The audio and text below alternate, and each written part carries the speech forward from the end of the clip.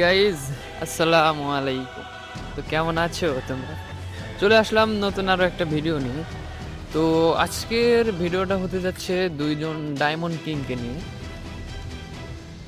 আজকে আমরা কথা বলতে যাচ্ছি দুইজন ডায়মন্ড কিং নিয়ে। একজন হচ্ছে এসি ট্রেডার এবং আরেকজন হচ্ছে জিসান ভাই ওয়াইটি, যাদেরকে তোমরা কম বেশি সবাই চিনো, জানো। কেন বলতেছি, কারণ গত এক বছর ধরে জিসান ভাই ওয়াইটি বুইয়া পাসে, গ্লোবালে অ্যান্ড রিজনে দুই জায়গাতেই টপ করছে। কিন্তু হঠাৎ করে গত মাসের বুইয়া পাসে এসি ট্রেডার নামের একজন বুইয়া পাস কিনে এবং সে 1.5 লক্ষর ওপরও বুইয়া পাস কিনে। তো পরে আবার জিসান ভাই ওয়াইটি তাকে টক্কর দিয়ে তার উপরে চলে যায়। তো এটা বড় ম্যাটার না। পরবর্তীতে লাস্ট নাইটে জিসান ভাই ওয়াইটি বুইয়া পাস কিনাতে এসি ট্রেডার তাকে চোর বলে এবং সে নাকি চুরি করে ব্যাজেস কিনছে, আরো অনেক কথাই বলে। তার আব্বা নাকি এসি ট্রেডার, এরকম আরো উল্টোপাল্টা অনেক কিছুই বলে। তো কি কি বলে তোমরা ভিডিওটা দেখো, তাহলেই বুঝতে পারবা কি কি বলছে।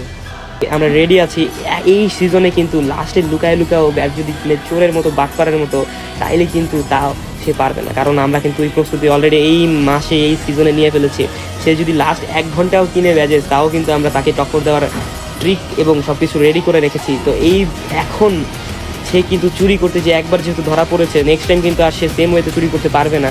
সো আমরা কিন্তু এখন থেকে রেডি একদম, যে সে যদি আবারও সেম ওয়েতে চুরি করে, তাহলে কিন্তু আমরা ধরে ফেলবো তাকে এবং সে কিন্তু আর ওইভাবে চুরি করতে পারবে না।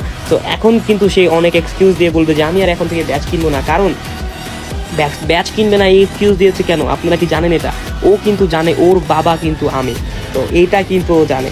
তো এইটা জানার জন্য, এটা জানার পর থেকেই কিন্তু ও হচ্ছে এক একটা এক্সকিউজ বানিয়ে বানিয়ে বলছে যে ও এখন থেকে আর ব্যাচ কিনবে না। তো ভাই, এই লাস্টে চুরের মতো কিনা ঠিক আছে, গুলিস্তানের বারে ডান্স করে টাকা পয়সা জমায়া লাস্ট মোমেন্টে কুকুরের মতো লুকায় ব্যাজেস কিনা যদি তুমি নিজেকে ডায়মন্ড কিং প্রমাণ করো, তাইলে কিন্তু তুমি ভুল। তুমি প্রত্যেকদিন কত লিডারবোর্ডটা চেক করো, টপ কে থাকে, তাইলেই তুমি বুঝতে পারবা। তোমার 1 মাসের ইনকাম কিন্তু আমাদের 1 মিনিটে চলে আসে একটা ক্যান্ডেলে। তুমি সেখানে কীভাবে বলো যে তুমি নাকি ডায়মন্ড কিং? যদি আমরা ডায়মন্ড কিনা শুরু করে দিই, তুমি কিন্তু তোমার ওই প্রাইম পয়েন্ট আমার বিট করতে লাগবে না একটা দিনও। আমার কিন্তু তোমার ওই প্রাইম পয়েন্ট বিট করতে লাগবে মাত্র 1 ঘন্টা। তো এইটা মাথায় রাখো। যা বলতেছি কিন্তু আমি কিন্তু কথায় না, কাজেও করে দেখাই, ঠিক আছে? তুমি কিন্তু কথাই শুধু, কাজে কিন্তু দেখি না। কাজে কিন্তু চুরি বাটপারি এবং স্ক্যামিং খালি করো। তুমি যে মানুষদের গিভওয়ে দিবা, হ্যান্ড করবা, ট্যান করবা গিল্ডের জন্য, ওইলা গিল্ডে প্লেয়ার ঢুকে কিছুই দাও না, আমাদের কাছে কিন্তু এগুলাও আসে। তো চুরি বাটপারি কিন্তু তুমি বহুত করো, তোমার এইগুলা কিন্তু আমাদের কাছেও আসে। তোমাদের গিল্ড মেম্বার এবং তোমার ভাই ব্রাদারগুলো আইসে আমাদের কাছে বিচার দেয়। সো বলতে গেলে অনেক কিছু বলা যায়, দেখাতে গেলে অনেক কিছু দেখা যায়। সো নেক্সট টাইম যদি আমাদের সাথে লাগতে আসো, আমরা কিন্তু ল্যাংটা করে ছেড়ে দেবো একেবারে।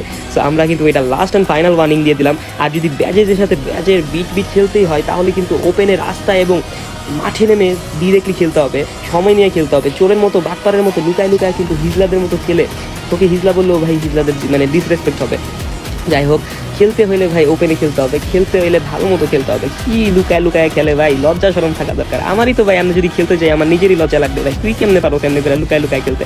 তো কথাগুলো ভালো মতো মাথায় ঢুকায় রাখ। যদি খেলতে চাস এই সিজনে খেলবো, আমরা ভালো মতো খেলবো, খেলবি ভালো মতো, পুরুষের মতো। লাস্ট ইদ্দা চোরের মতো খেলবি না। আমরা কিন্তু এইবার লাস্ট ইদ্দা চোরের মতো খেলার তোর কোনো বই করে দিবে না।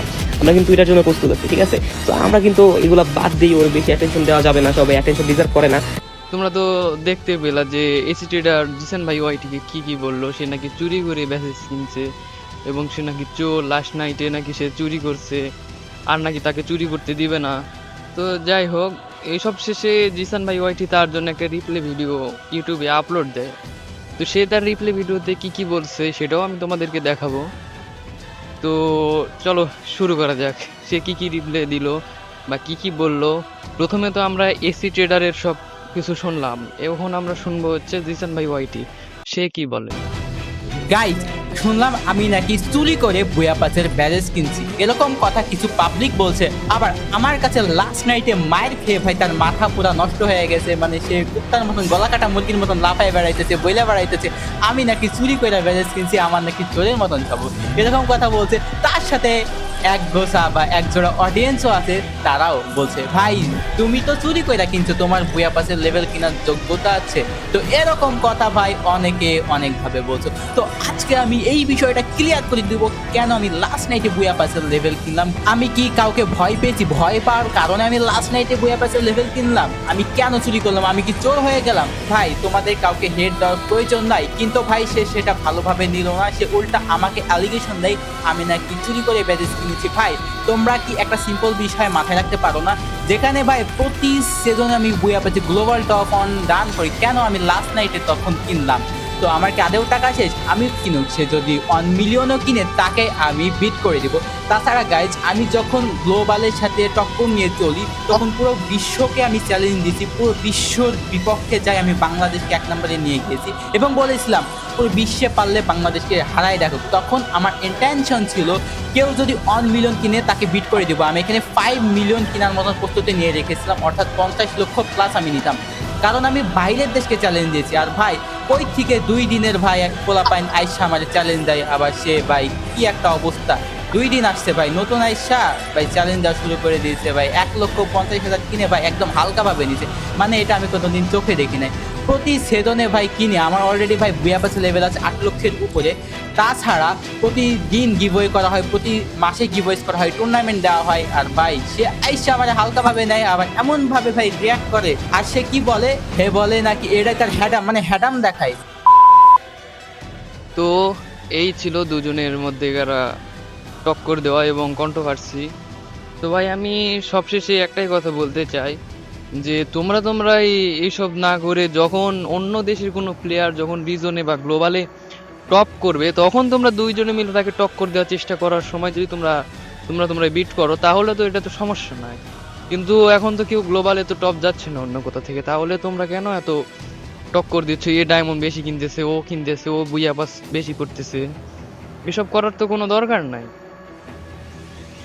যখন অন্য কোথাও থেকে কেউ গ্লোবালে বা রিজনে টপ করবে তখন তোমরা ডায়মন্ড কিং হয়ে যাবে, সমস্যা নেই। বাংলাদেশ ডায়মন্ড কিং, বাংলাদেশকে রিপ্রেজেন্ট করবা। তো সবশেষে এইটুকুই, দেখা হচ্ছে পরবর্তী কোনো ভিডিওতে।